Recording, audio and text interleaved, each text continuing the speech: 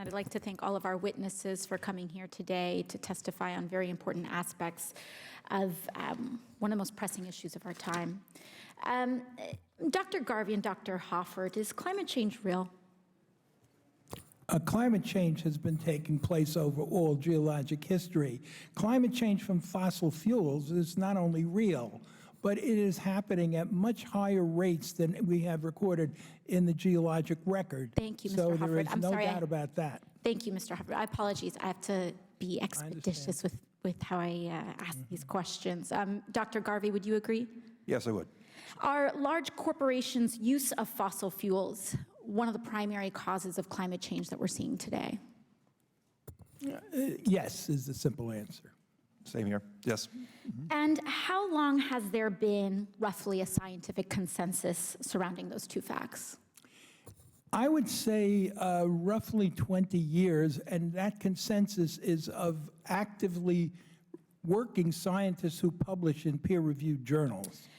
Thank you. And we have documents going back decades showing specifically that Exxon knew about climate change. In 1977, Exxon scientist James Black told Exxon's top executives that, quote, the most likely manner in which mankind is influencing the global climate is through carbon dioxide released from the burning of fossil fuels. This was in 1977. This was followed by an internal memo in 1979, which stated that, quote, the present trend of fossil fuel consumption will cause dramatic environmental effects before the year 2050.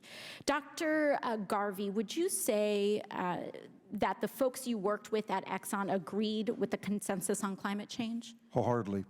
Dr. Hoffert? I can testify to after 1981 because I was working at Exxon with a group that was doing the calculations, and of course we did know that. Understood. Dr. Hoffert, your work with Exxon was focused on the carbon cycle and climate modeling. I have a slide up here. Are you familiar with this graph from 1982? I believe I am, but I just saw the graph. Yeah, that is a calculation. I'm not sure who specifically to attribute it to. It could have been done by either of the researchers I was working with. Can you briefly explain what it shows? Sure.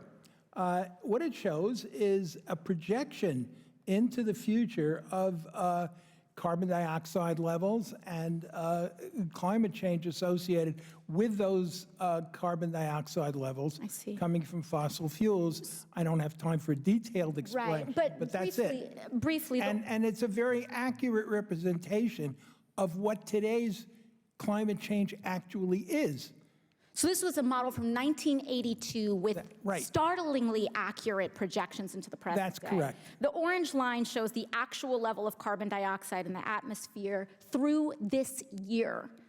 And the blue line shows the actual average temperature change. So in 1982, Exxon accurately, 1982, 7 years before I was even born, Exxon accurately predicted that by this year, 2019, the Earth would hit a carbon dioxide concentration of 415 parts per million and a temperature increase of 1 degree Celsius. Dr. Hoffert, is that correct? We were excellent scientists.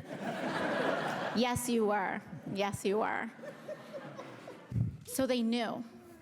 They knew, and I presume they knew what some of the consequences of that 1 degree Celsius change would be. Some of them, not all. Absolutely. I would like to have an opportunity to discuss that if someone asks me.